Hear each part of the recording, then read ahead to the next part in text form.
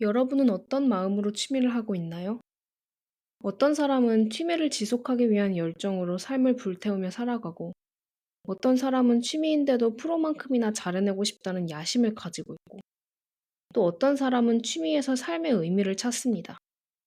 사람마다 취미의 동기나 취미에 쏟는 열정도는 취미의 종류만큼이나 다양한 것 같아요.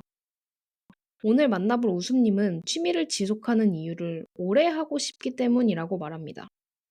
저는 이 대답이 특이하게 느껴졌는데요. 보통은 오래 하는 게 목표일 수는 있어도 이유는 아니잖아요. 그런 오수님에게 취미는 노후 대비와 같다고 하는데요. 어떻게 취미로 노후 대비를 할 수 있다는 걸까요? 오수님의 취미는 도슨트 활동입니다. 네, 미술관에 가면 작품 해설을 해주는 그분들 맞아요. 저는 오수님을 만나기 전까지는 도슨트가 전업 직업일 거라고 생각했는데요. 국립미술관에서 활동하는 도슨트들은 보통 전문 자원봉사자로 공식적인 교육과정을 수료하면 비전공자도 가능하다고 해요. 국립현대미술관에서 도슨트로 활동하시는 우수님의 취미 이야기. 바로 시작해 보겠습니다. 안녕하세요. 네, 안녕하세요. 안녕하세요. 혹시 간단하게 자기소개 좀 해주실 수 있을까요? 네, 안녕하세요. 저는 음, 웃음이라고 하고요. 웃음의 의미가 무엇인지 물어보시는 분들이 종종 음. 계신데, 웃음의 옛말이기도 하고요.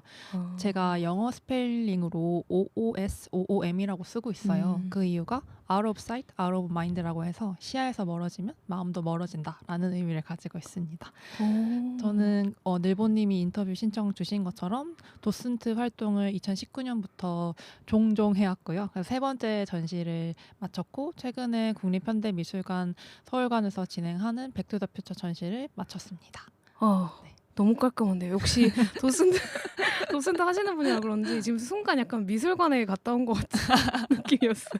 아니에요. 그 도슨트 오늘 활동에 대해서 같이 얘기를 해보면 좋을 것 같아서 모셨는데 네. 일단은 제가 저 같은 아마 대부분의 사람들은 도슨트가 저 같은 경우는 전업 직업이라고 당연히 생각을 했던 것 같아요. 그냥 어렴풋이. 근데 그때 우수님을 처음 뵙고 이제 그런 활동을 하고 있다, 자발적으로 하고 있다. 그런 얘기를 듣고 아 이게 어떤 자원봉사 개념으로 흘러가는 도슨트들이 있구나, 그러니까 그런 교육 과정이 있구나라는 걸 처음 알게 돼가지고 그거에 대해서 간단하게 설명을 해주시면 좋을 것 같은데 어떻게 시작을 하게 되고, 그러니까 어떻게 지원을 하고 약간 어떤 교육 과정을 통해서 시작을 할 수 있는지 간단하게 설명해 주실 수 있을까요? 아, 네. 저는 네. 일단은 원래 심리학과를 전공을 했어요. 그래서 조직 심리를 전공을 해서 대학원을 다니던 시절이었는데 3학기쯤에 제가 번아웃이 온 거예요. 음, 그래서 아, 이거 심리 이걸로 돈 벌기 힘들고 앞으로 맞아. 진로도 좀 막막하기도 음, 하다. 그래서 탈심리를 하고 싶다라는 생각을 좀 음, 많이 했었어요. 그래서 그러면 내가 할 수 있는 게 뭐가 있지? 저는 이때까지 계속 공부만 해왔었잖아요. 그래서 음, 활동을 한 게 아무것도 없는 거예요. 그래서 제가 지금부터라도 할 수 있는 활동이 뭐가 있지라고 생각했을 때 그때 당시에 제가 종종 미술 전시 보러 가는 걸 좋아했었어요.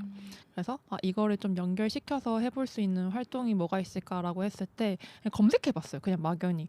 그래서 도슨트라는 거를 어렴풋이는 알고 있었어가지고 혹시나 전시 보는 거 좋아하니까 연결시켜보면 어떨까 싶어서 검색을 했었고 그때 이렇게 제가 몸담고 있는 MMCA 국립현대미술관이랑 시립미술관 이렇게 있는 것을 알게 됐어요. 한 2달 정도 기다리니까 공고가 나오더라고요. 그래서 그 공고가 나오면은 지원해서 선발까지 한 달 정도 걸려요. 지원을 하고 뭐 서류 낼 때는 그냥 자기소개서랑 뭐 이때까지 뭐 했는지 적어내는 거였는데 조금 오래돼서 정말 기억나진 않지만 제가 뭐 미술과 관련된 활동을 한 건 없었거든요.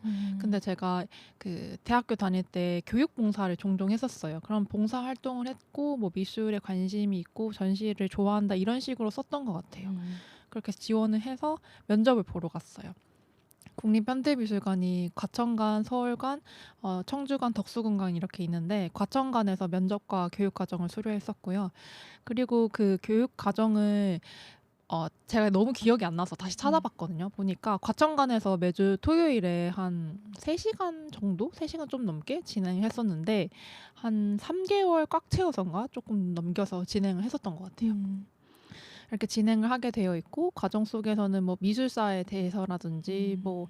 종종 어떻게 뒤로 갈수록 어떻게 말해야 하는지 뭐 아나운서 같은 음. 분이 오시기도 하셨고 마지막에는 시험도 쳤었어요. 필기 어. 시험도 치고 그리고 한번 그 작품 후보들이 있는데 하나 선택해 가지고 사람들 앞에서 발표해 보는 그런 과정을 거쳤었어요. 그렇게 어. 해서 그 과정을 모든 과정을 수료를 하게 되면 이제 도슨트를 할 수 있는 자격이 주어지게 되는데 이제는 조금 바뀌어서 과천관부터 먼저 경험을 해야 다른 관을 진행할 수 있어요. 음.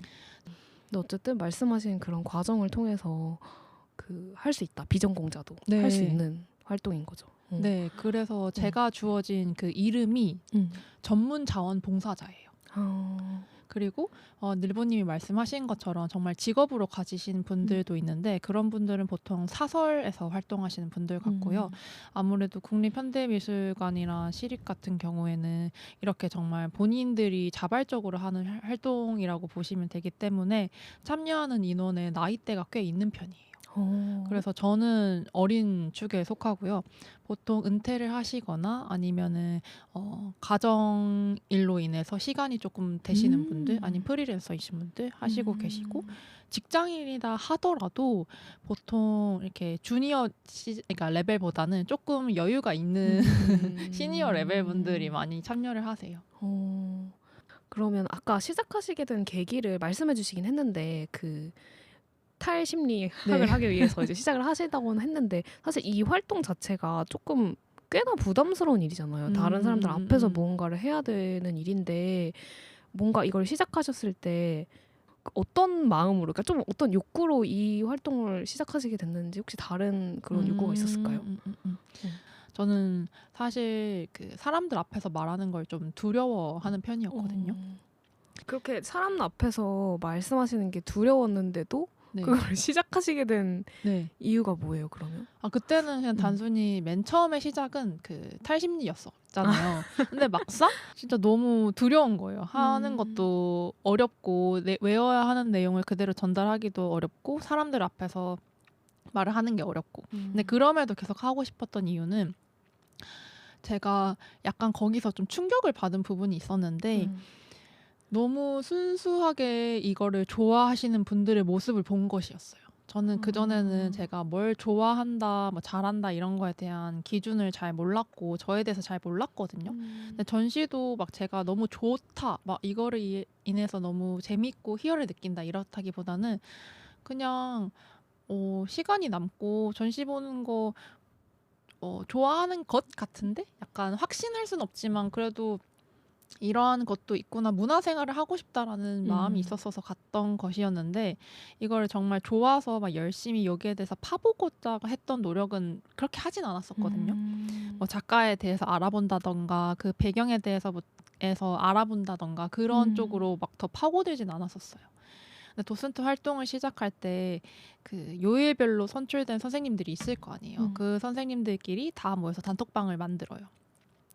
이 도슨트를 준비할 때 그 선생님들을 실제로 만나기도 하고 리허설을 그 선생님들 앞에서 하기도 해야 되거든요. 그때가 가장 음. 떨리는 순간이기도 음. 한데 그때 선생님들이 가진 막 질문을 엄청 많이 가지고 오신다던가 되게 막 논문을 막 엄청나게 찾아서 자료 조사를 해오신다거나 이런 모습을 보면서 이렇게 순수하게 자기가 좋아하는 것에 대해서 열정을 바치는 분들이 많구나라고 느꼈고 음.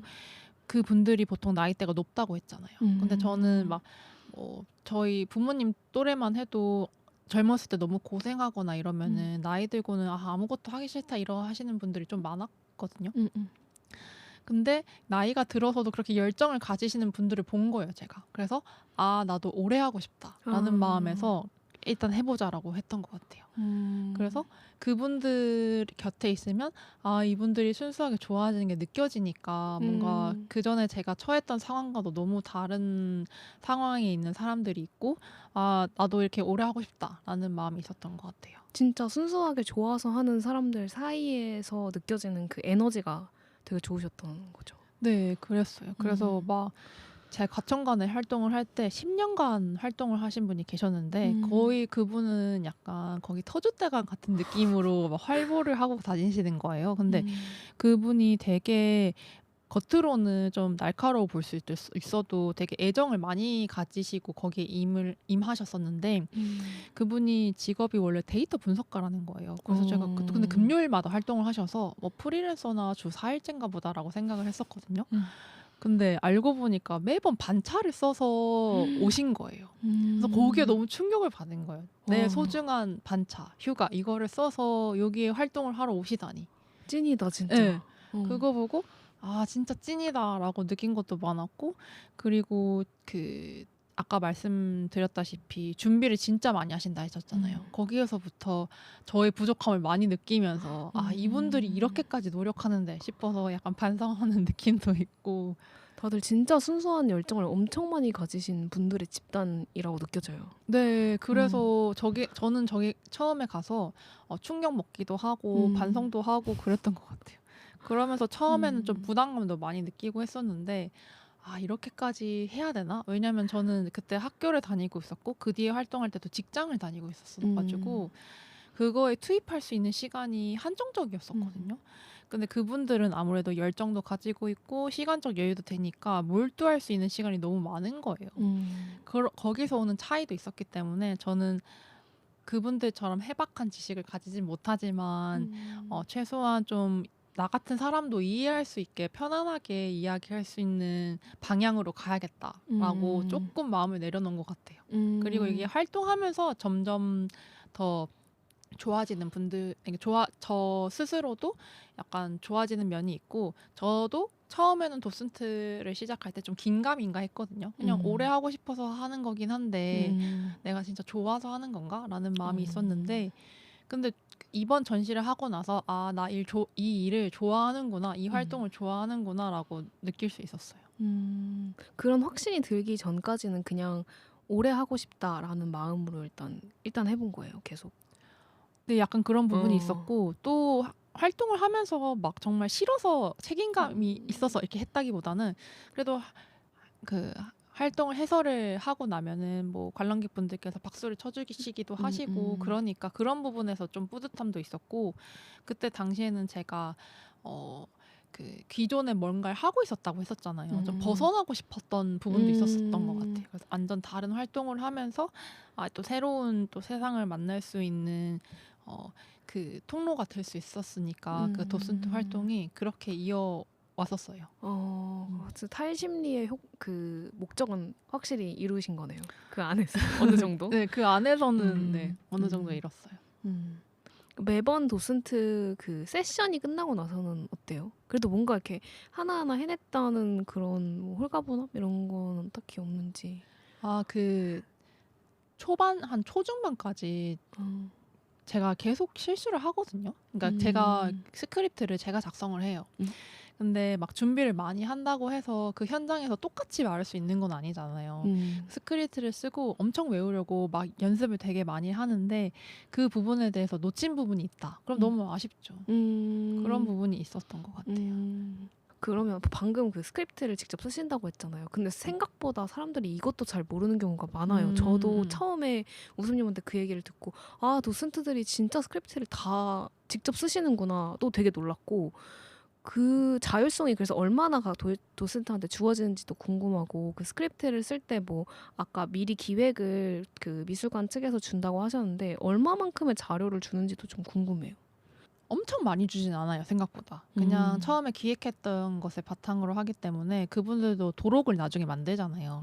도록에 다 들어가는 내용이 아니라 어느 정도 그분들이 기획했던 선에서 이 작품에 대한 설명들이 잠깐 설명되어져 있는 정도인데 PPT로 주시고 그 분량은 그 전시 해설마다 다른 편이긴 한데 그것보다 그 다른 도슨트 선생님들께서 가져오는 자료들이 엄청 많아요. 열정을 가지시고 있다고 했잖아요. 논문 끌어오고 막 자료 끌어오고 이래가지고 거기서 오는 자료가 훨씬 더 많아요. 그런 내용을 뭐 누구한테 검수를 받는다거나 이런 거는 전혀 없나요? 그런 과정은? 마지막에 그 제출을 해야 돼요. 그 미술관 측에? 네, 미술관 측에 제출을 해야 돼요. 전체 스크립트를 제출을 하는 편이고 보통 전시 해설 시작되기 전에는 무조건 제출을 해야 돼서 그래도 기한이 있죠. 뭔가 도슨트 활동이라는 거는 다른 사람들한테 내가 아는 거를 전달을 해주는 그런 일이잖아요. 보통 왜 가장 좋은 학습법은 누군가를 가르치는 일이다 이런 얘기도 하잖아요. 그래서 내가 단순히 미술을 향유할 때랑 좀 느낌이 사뭇 다를 것 같거든요. 내가 좋아서 이렇게 그냥 전시를 가는 것과 도슨트 활동을 하는 건 되게 다른 일일 것 같은데 그런 데서 오는 매력이 있을까요? 네, 제가 해설을 하다 보면은 그 음. 관람객들의 얼굴이 다 보이잖아요.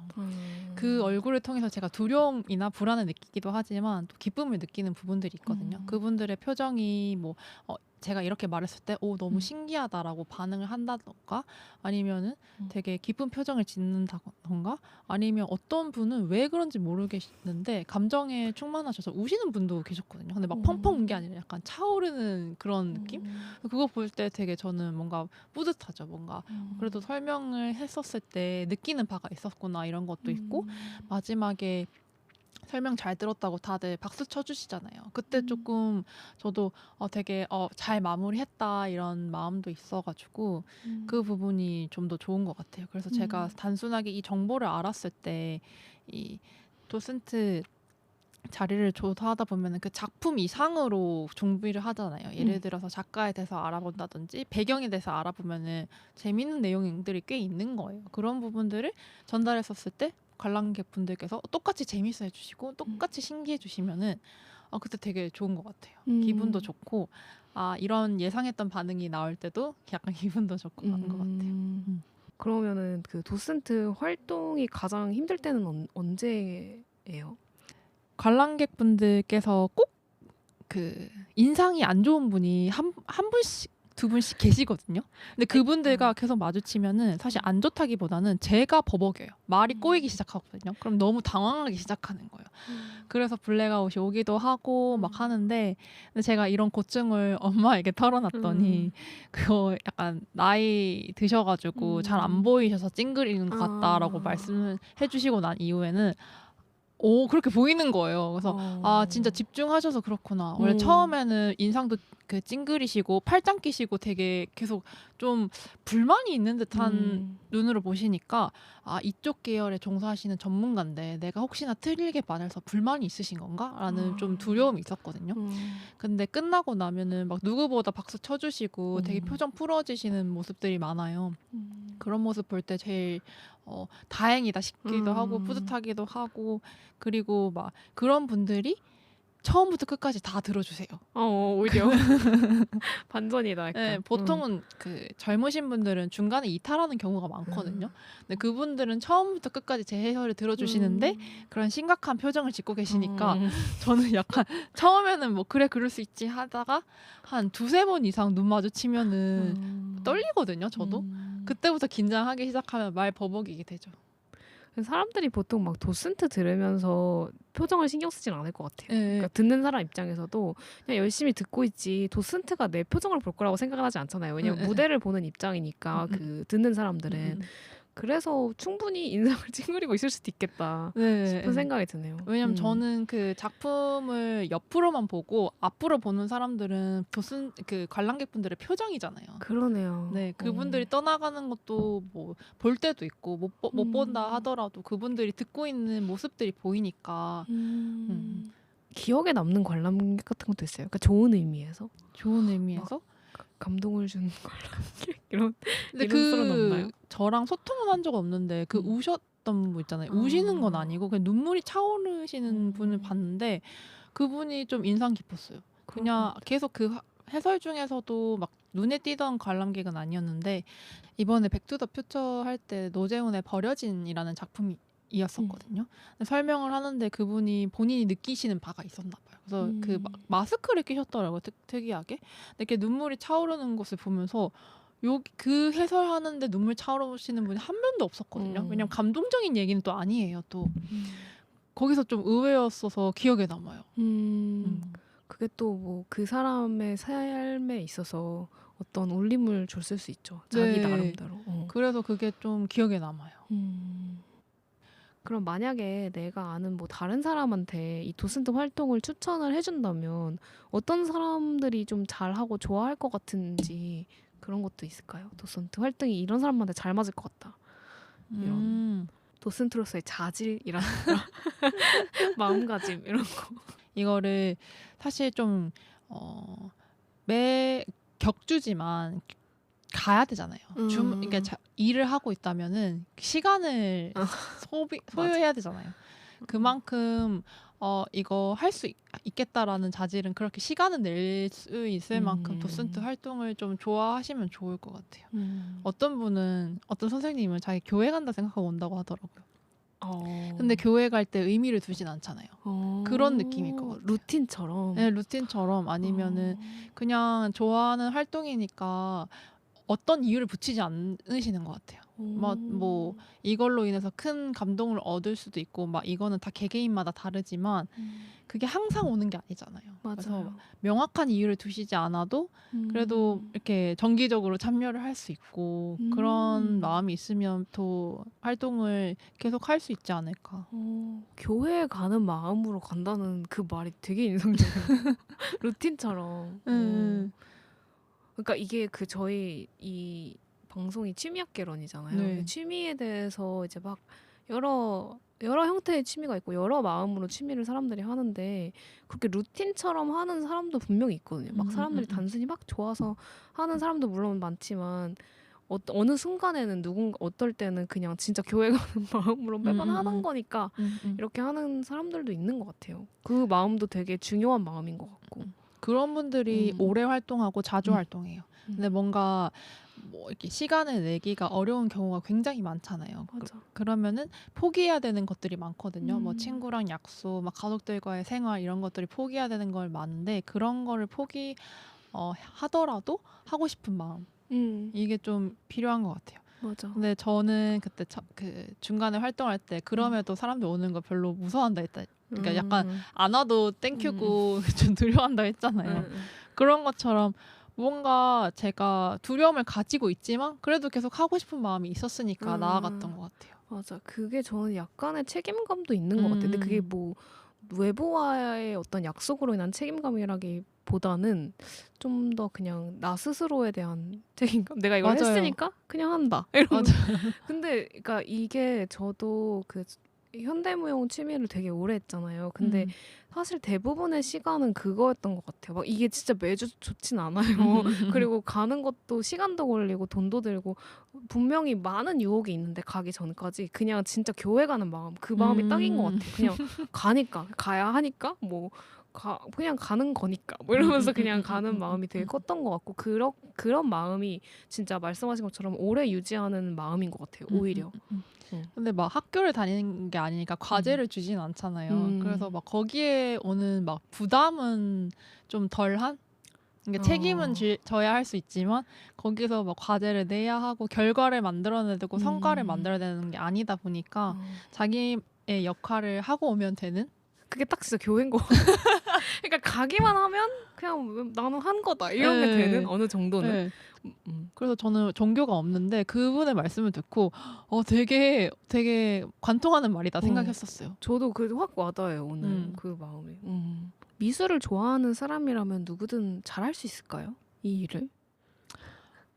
네, 그럼요. 미술을 좋아하지 않아도 저는 막 엄청 미술을 좋아한다라고 보기보다는 그냥 약간 동경한다라는 마음이 있었거든요. 뭔가 예술을 하는 사람들, 미술을 하는 사람들에 대한 동경이 있었어요. 왜냐면은 전 옛날에 약간 그런 창의성이 없는 사람이라고 저 스스로를 생각하고 약간 규정해 왔던 것 같아요. 약간 심리학과여서 좀 오염된 부분이 있는데 심리 검사 같은 거 하잖아요. 그럼 창의성이 과 관련된 질문이 나와요. 그러면은 저는 항상 그냥 뭐 5점 만점이라고 하면 0점을 줬어요. 내가 생각하는 창의성의 기준은 너무 높은 거예요. 그러다 보니까 난 창의성이 없고 이렇게 미술과 예술을 하는 사람 좀 정말 대단해. 내가 할 수 없는 영역이야 라고 생각을 했었는데 도슨트를 하면서 되게 이렇게 생각을 표현하는 사람이 있을 수도 있구나. 결국엔 어쨌든 이 작품을 통해서 그분들이 다른 거는 메시지를 전달하고자 하는 거잖아요. 그런 거 보면서 가만히 있지 않고 자신만의 목소리를 내려고 하시는 분들을 많이 느끼다 보니까 거기에서부터 얻는 인사이트들이 있는 편이에요. 네. 거기서도 그러면 약간 삶의 태도나 이런 것도 많이 배울 수 있을 것 같아요. 작품을 공부하다 보면. 그럴 수 있는 것 같아요. 그리고 되게 처음에는 독특해 보이는 분들 많거든요. 되게 예술가는 독특하고 이렇게 살아야 되는구나. 작품 세계도 너무 막 신기하고 막 내가 생각할 수 없는 영역이야 하는 것도 있는데 반면에 이렇게 일상의 내용을 작품으로 만든다고 하는 것들도 꽤 보거든요. 그러면서 나는 이게 작품이라고 생각을 못 했는데 이렇게 보면 또 작품이구나라는 새로운 관점도 알게 돼서 좋은 것 같아요. 근데 아까 동경이라고 말씀하셨는데 예술을 취미로든 뭐로든 약간 진입하게 되는 가장 큰 감정 중에 하나인 것 같아요. 저는 그게. 저도 현대무용 시작하는 가장 큰 마음이 동경이었거든요. 그냥 멋있어 보이니까 맞아. 나도 저 멋있는 거 하고 싶다가 큰 거지 뭐 다른 것보다는 그게 제일 컸던 것 같고 그리고 저도 그 사람들이 흔히 생각하는 그런 예술에 대한 어떤 오해들을 막상 하면서 진짜 많이 느끼는 것 같아요.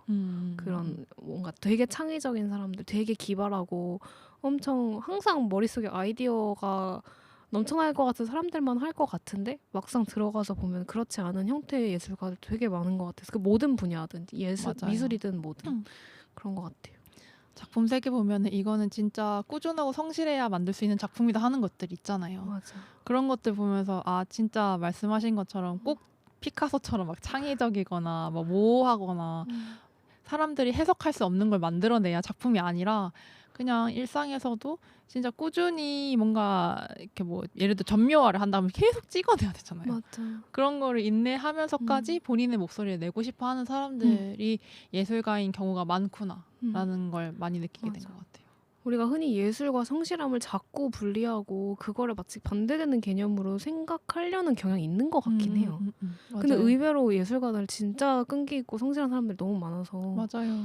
그런 환경에 속해서 이거를 지속하고자 하는 노력 자체도 진짜 끈기 있는 거거든요. 맞아. 어쨌든 계속 작품 활동을 펼치려고 한다는 거 의지 자체가 쉽지 않은 일이어가지고 그럼 도슨트를 하면서 그 하기 전에 가지고 계셨던 도슨트에 대한 어떤 기대나 그런 환상 같은 것과 좀 달랐던 것도 있어요? 제가 그때 그 전에 도슨트에 대해서 환상을 딱히 가지고 있지는 않았어요. 그랬으니까 제가 시도해보지 않았나 싶긴 하거든요. 뭐 이런 일을 하는 사람이 있구나. 약간 좀 막 멋있어 보인다는 생각은 하긴 했었죠. 이런 설명을 하시는 분들이 계시구나. 이런 정도였고 그리고 예전에 제가 생각했던 도슨트의 개념은 여행 갔을 때 가이드분들이 그렇게 열심히 설명하잖아요. 되게 배경 지식이 많아야 되고 막 그랬었는데 제가 실제로 하면서 저의 부족함을 많이 느낀 것이 도슨트의 성향과 색깔마다 정말 천차만별일 수 있겠다라는 생각을 하는 것 같아요. 제가 이제 본격적으로 저희 취미학개론의 어떤 취미학에 대해서 조금 더 넓혀서 얘기를 해보고 싶은데 제가 도슨트 활동을 이 에피소드에 넣어보고 싶었던 이유 중에 하나가 도슨트 활동은 좀 다른 취미랑 좀 다른 게 되게 취미 중에서도 독특하게 참여를 넘어서 생산까지 하는 거라고 생각을 하거든요. 그러니까 제가 생각하는 참여와 생산의 기준은 되게 경계가 모호하긴 하지만 예를 들어서 피아노 연주를 한다고 했을 때 피아노 연주도 생산 아니야? 이렇게 생각할 수도 있지만 이게 뭔가 자기 만족을 넘어서서 다른 사람을 만족하는 것까지 갔을 때가 저는 그때부터 생산이라고 생각하는 편이거든요. 그런 의미에서 약간 좀 다른 취미랑 다른 것 같아요. 그 도슨트 활동이라는 게. 근데 그 전에 우선 그거를 여쭤보고 싶은데 만약에 어떤 분이 그 우수님한테 취미가 뭐예요? 라고 물어봤을 때 도슨트 활동을 취미라고 말씀을 하시는 편인지 그것도 궁금해요. 도슨트 활동을 취미라고 생각하시나요? 저는 그전에는 그렇게 얘기를 안 했거든요. 근데 뭔가 이번에 인터뷰 요청 받으면서 보니까 이거 취미 활동이라고 말할 수 있겠구나라고 생각한 것 같아요. 그전에는 왜 그렇게까지 생각을 못 해보셨어요? 그 전에는 뭔가 이게 활동이라고 생각했지 취미는 저도 사실 제 취미가 뭐다라고 말하기가 어려운 상태였었거든요. 그래서 뭔가 거기에 도슨트 활동을 넣어야겠다는 생각을 아예 안 하고 있었어가지고 몰랐던 부분이었었어요. 몰랐던 부분이었다고 생각해요. 이렇게 어때요? 네. 지금 와서 그럼 생각해보면 취미라고 부를 수 있을 것 같으세요? 도슨트 활동을? 네, 생각해보니까 취미라고 말할 수 있는 것이 어쨌든 제가 저의 의지로 선택해서 하는 거잖아요. 음. 그리고 뭔가 계속 꾸준히 하려고 한다는 것 자체가 그게 물론 정기적이 아니라 그냥 뭐 가볍게 1년에 한 번이라든지 뭐 놓지 않는 수준으로 이렇게 하는 정도면 취미가 맞지 않나라는 생각이 들어요. 그러니까 저는 취미가 그냥 폭넓게 얘기하면 남 누가 시키지도 않았는데 뭐 돈을 주는 것도 아니고 뭐 그런데 내가 자발적으로 에너지를 써서 하는 거는 다 취미가 될 수 있다고 생각을 해서 그런 의미에서 도슨트 당연히 취미이지 않을까 이렇게 생각을 했던 거거든요. 근데 또 궁금하기도 했어요. 워낙 좀 취미라는 개념을 어떻게 정해야 하냐에 따라서 그게 취미라고 여겨지지 않을 수도 있겠다. 그렇게 생각을 했는데 다행히 제가 그렇게 인터뷰를 요청했을 때 취미라고 어쨌든 생각은 하시는 건데 그러면 그 어쨌든 그 도슨트 활동을 하시기 전에 향유자로서 어떻게 보면 전시를 가는 게 취미였을 텐데 그걸 넘어서서 내가 전시를 해설하고 다른 사람들의 만족을 위해서 이렇게 더 나아갔을 때 뭔가 변화 같은 게 있나요? 미술애들 바라보는 관점이라던가. 그 전까지는 그 제가 느끼는 감상평을 저만 간직했잖아요. 그리고 금방 휘발되어 버리거든요. 왜냐하면은 까먹으니까. 그 전시가 지나면은 그냥 전시 좋았다라는 느낌만 남지 거기에 대해서 뭘 얻었냐나 생각해 봤느냐는 그냥 단편적이고 그러니까 한순간이거든요. 근데 도슨트 같은 경우에는 매 격주로 전시를 하잖아요. 그러면은 똑같은 내용이나 비슷한 내용을 계속 전달하면서도 저 스스로도 볼 때마다 새롭게 보이는 부분도 있고 뭐 관람객분들의 피드백을 들었을 때 새롭게 보이는 부분이 있거든요. 그래서 뭔가 지겹지 않은 활동인 것 같아요. 그 아까 이제 말씀드린 것처럼 이렇게 직업이 아닌데 단순 참여해서 생산으로 넘어가는 경우가 그렇게 흔치 않은데 저 같은 경우도 생각해보면 현대무용을 취미로 그냥 단순 재미로 하다가 이걸 소재를 가지고 이제 툰을 그리기 시작했을 때는 어떤 고통이 있더라고요.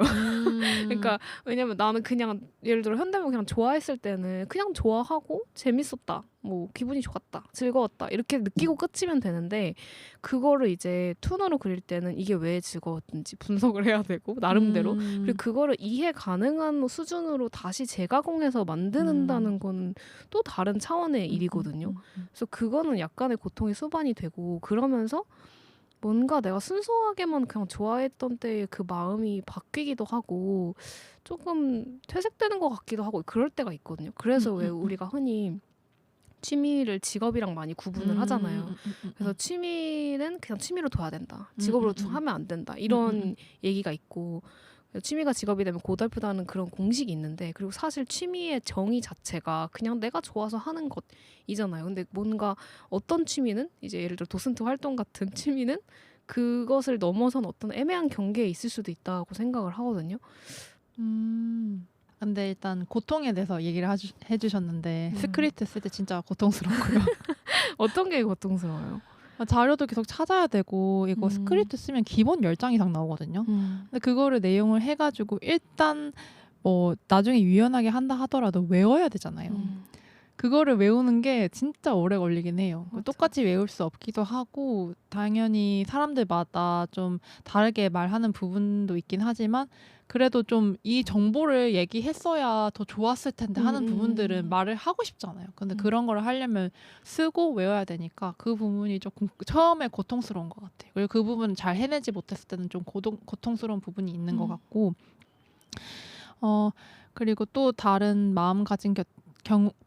또 다른 마음가짐 같은 경우에는 아까 그 전문 도슨트 얘기하셨는데 저도 전문 도슨트 생각해 본 적은 있거든요. 근데 또 망설이는 이유가 똑같은 이유인 것 같아요. 지금은 사실 제가 좋아하는 마음으로 하고 있는데 이게 정말 직업으로 되었을 때는 불만을 가질 수 있는 부분들이 꽤 있겠다라는 생각이 하거든요. 현실적으로 전문 도슨트가 되는 것이 어려운 부분도 있지만 왜냐면 제가 전공자가 아니어서 거기에 대한 한계도 분명히 존재하거든요. 근데 또 한편으로는 내가 시작할 때 오래 하고 싶다 했잖아요. 근데 이 일로 하는 순간 오래 할 수 있는 게 아닐 수 있지 않나라는 생각이 들어서 오히려 네, 고민하는 지점이기도 해요. 확실히 취미에서 직업이 되면 조금 훨씬 더 고달파지긴 하죠. 그래서 지금 정도의 수준까지는 그래도 즐거운 마음으로 아직 할 수 있는 단계다. 맞아요. 그리고 제가 알기로는 해설만으로는 정말 그 유명하신 정우철 도슨트님처럼 잘 되기가 힘들다고 알고 있어가지고 정확하진 않을 수도 있지만 그래서 또 다른 영역이지 않나. 그리고 이 도슨트 같은 경우에는 최근에 굉장히 관심을 많이 가지고들 계시잖아요. 하지만 전시는 한정적이잖아요. 근데 활동하고 싶은 사람들이 모두 활동할 수 없고 경쟁이 치열해지는 부분이 많은데 거기에 있어서도 한계가 있지 않나라는 부분이 있어요. 맞아.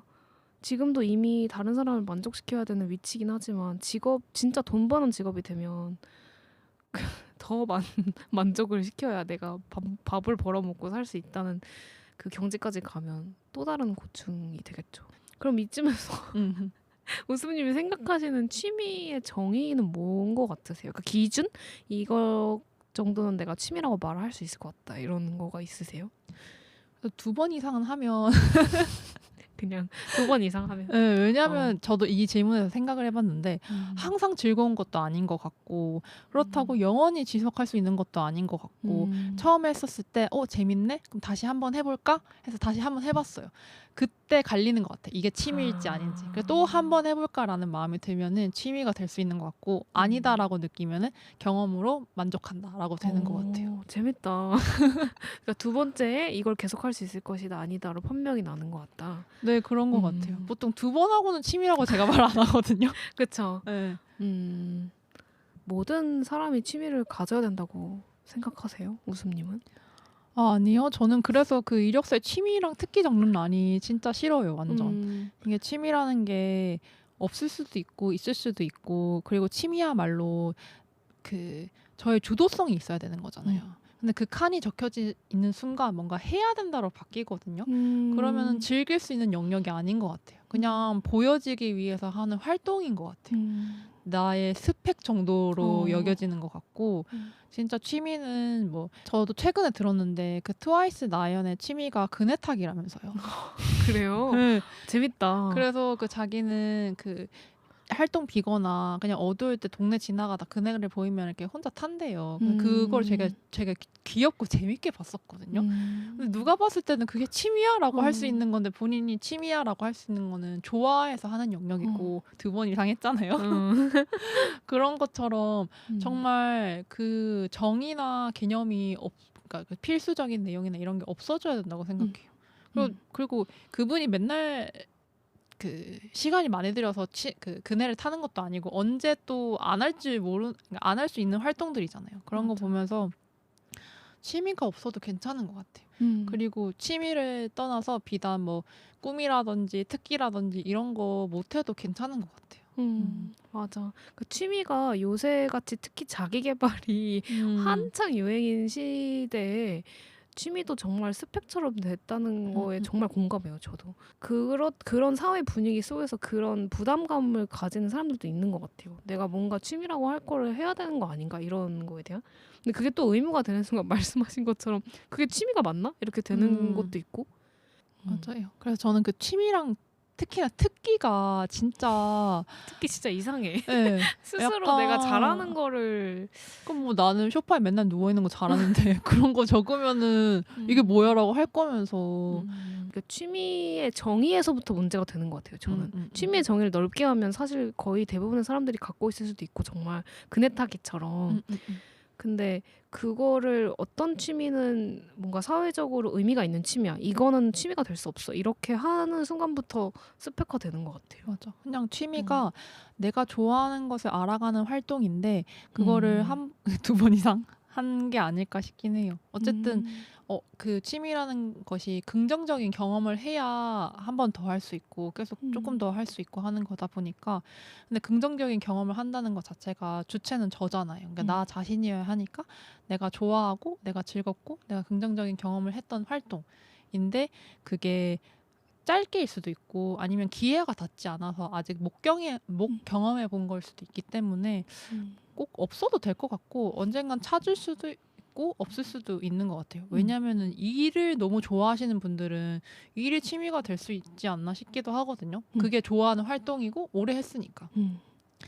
근데 반대로 그게 그런 활동을 한다고 해서 수익화를 못해서만 취미인가? 그것도 아닌 것 음. 같기도 하거든요. 그래서 음. 되게 모호한 영역인 것 같긴 해요. 맞아. 음. 내가 좋아하는 걸 찾기 위한 활동이라는 정의가 마음에 드는데요.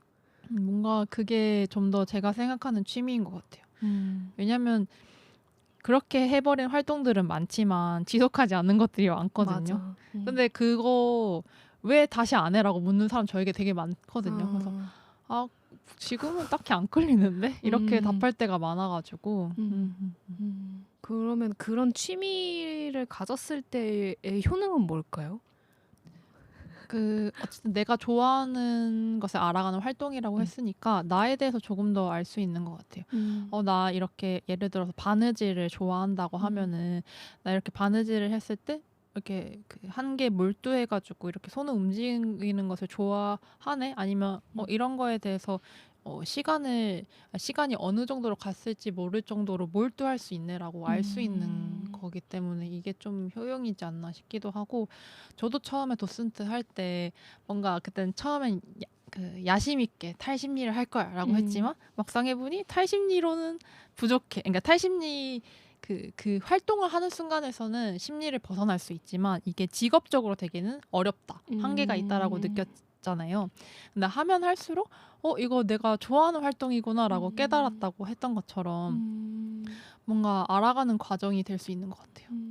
도슨트 활동을 하면서 스스로에 대해서 몰랐던 점을 깨달은 것도 있으세요?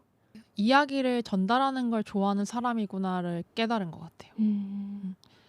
그전에는 제가 되게 사무직에서 계속 일을 했었고 저는 그냥 텍스트 보는 일을 했었거든요. 그래서 음. 사람들과 소통할 일이 없었어요. 음. 근데 이 도슨트를 계속 하다 보니까 나는 이걸 두려워하고 사람들과 만나는 게 피곤하고 이런 건 줄 음. 알았는데 그랬다면 이걸 활동을 할 수가 없잖아요. 음. 근데 지속해오고 이거 매 격주 나갈 때마다 재밌어 하는 거 보면은 내가 이렇게 이야기를 전달하는 걸 좋아하는 사람이구나를 깨달은 것 같아요. 음. 그럼 마지막으로 만약 이 도슨트 활동을 내가 어쨌든 2019년부터 시작을 하셨다고 했는데 계속 하게 되는 단 하나의 가장 큰 이유를 꼽는다면 뭔 거 같으세요? 어떤 순간이어도 되고 그냥 어떤 감정이어도 되고 그냥 한 단어여도 되고. 음, 그 오래 하고 싶다. 약간 어. 나이 들어서도 하고 싶다라는 마음이 있는 것 같아요. 나이 들어서 그걸 하고 싶은 이유는 뭐예요? 어, 뭔가 나이 들어서도 본인이 약간 그 하시는 분들 보면서 많이 느낀 건데 이렇게 순수하게 좋아해서 한다는 활동을 나이 들어서도 할 수 있다는 게 진짜 힘든 것 같거든요. 음. 왜냐하면 체력적으로도 힘들고 그리고 굳이 그렇게 할 필요가 없잖아요. 이제 자기는 쉴 때잖아요. 그냥 좀 음. 여유를 가지고 그냥 어디 놀러 가서 쉬면 되는데 굳이 그 고생을 하면서까지 한다는 것 자체가 충격이면서 음. 배우고 싶었던 부분인 것 같아요. 그래서 음. 어쨌거나 계속 배우고자 노력하는 그 모습을 보면서 나도 저렇게 되고 싶다라는 마음이 음. 컸어서 시작했고 여전한 것 같아요. 저도 음. 이걸 활동을 하면 좀 잊고 있어요. 잊고 있다가 다시 활동을 할 때 그 선생님들 만나잖아요. 그래, 다시 해보자 이런 마음 들기도 해요. 어. 그분들의 열정과 그 마음을 보면서 음. 본인들의 생계와 달리 이거를 계속 한다는 것 자체가 진짜 순수한 좋아하는 마음이 필요하기 때문에 음. 그런 모습을 보면서 저거는 진짜 배우고 싶다라는 마음이 컸던 음. 것 같아요. 말씀하신 것 중에 굳이 뭘 한다는 말이 또 와닿는데요. 취미에 대해서 얘기할 때 굳이 뭘 하는 게 또 취미인 것 같다는 생각도 들어요. 맞아요. 음. 그냥 내가 자발적으로 하는데 진짜 누가 뭘 하지 않아도 누가 시키지 않아도 그리고 그거에 대해서 효용이 없을지라도 예를 음. 들어서 직업에 대해서 나 일에 대해서 공부를 하면은 본인의 역량이 올라가는 거잖아요. 음. 근데 취미에 대해서 계속 한다고 해서 역량이 안 올라갈 수도 있잖아요. 맞아. 그러니까 그 굳이라는 게 제가 예전에 어디서 누군가가 그런 말을 했는데 낭만이라는 게 그런 거래요. 굳이 음, 뭔가를 하는 거? 음, 거기서 음, 음. 오는 게 낭만이라고 막 하는 어떤 누군가의 말을 들은 적이 있는데 그런 의미에서 취미가 주는 낭만도 있는 것 같다. 내가 뭔가 맞아요. 좋아하는 걸 굳이 하는 거? 맞아요, 맞아요. 그리고 또 그게 또 본인을 놓아 버리지 않는 길이기도 한 것 같아요. 왜냐하면 나이 음. 들면은 안 그럴 수도 있지만 음. 그 그냥 아무것도 안 하게 되는 경우가 많잖아요. 음. 근데 거기서 오는 좌절감과 우울감도 크거든요. 음. 근데 그때에 대해서 고민하면은 더 힘들 텐데 지금에서 '내가 이거를 계속 하고 싶다.'라는 마음이 든 거는 음. 그때 또 다른 게 하고 싶은 게 생길 수도 있겠지만 그래도 아. 지금의 선택지를 하나 만들어 놨네 이런 부분도 있는 것 같아요. 그러니까 노후 대비 같이도 네. 들려요. 그렇네요. 취미 노후 대비. 취미 노후 대비.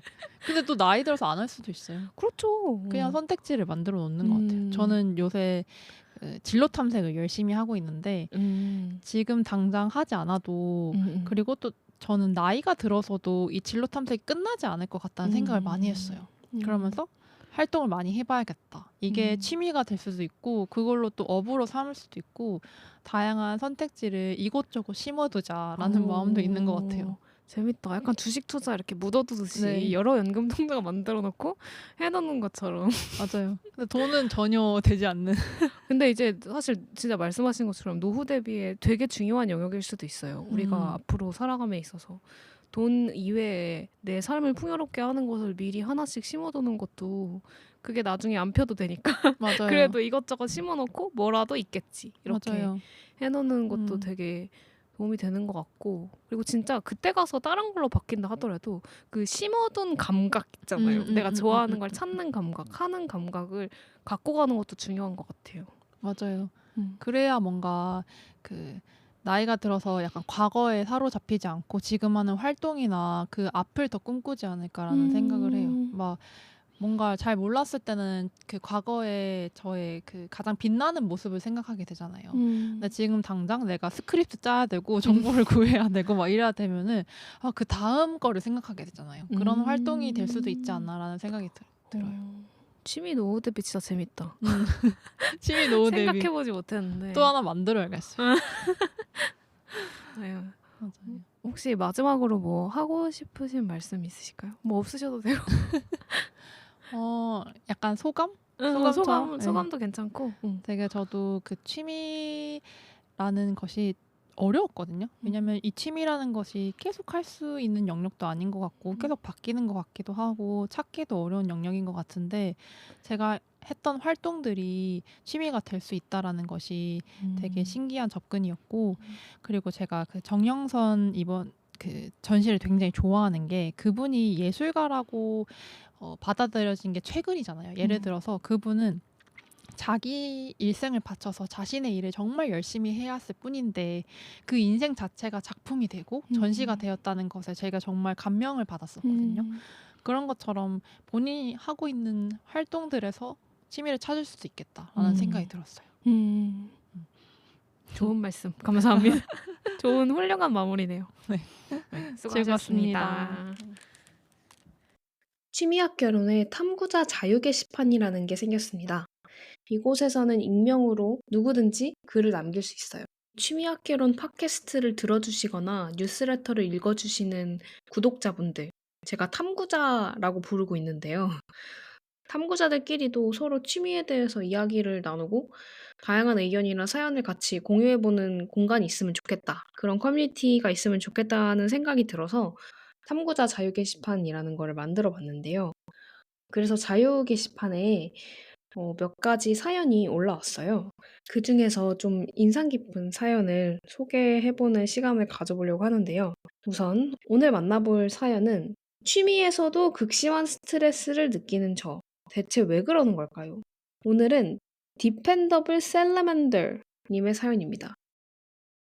취미란 과연 즐거운 것인가? 전 동시에 극심한 스트레스도 동반한다고 생각합니다. 우리의 취미를 직업으로 하는 사람들, 즉 전문가 혹은 대가들이 있죠. 그분들 덕분에 그 분야에 관심을 가지고 취미로 배우기 시작했습니다. 처음에는 그 분야에 내가 한 발 내딛게 되어 뿌듯하고 너무 재밌습니다. 그렇지만 두세 달만 지나면 현타가 오고 주위 능력 있는 취미생들을 보면 좌절감을 겪게 됩니다. 그리고 곧 깨닫게 됩니다. 쉬워 보이는 게 가장 어렵다는 걸. 전 취미 생활을 하면서 또 한 번 자존감이 낮아지는 경험을 했고, 이조차도 견디기 힘들더군요. 그래서 좀 잘한다 싶을 때 그만두게 되더라고요. 이 또한 스트레스가 되는... 점점점. 왜 전 취미 생활에서도 스트레스를 받고 자존감이 떨어지는 걸까요? 이렇게 보내주셨는데요.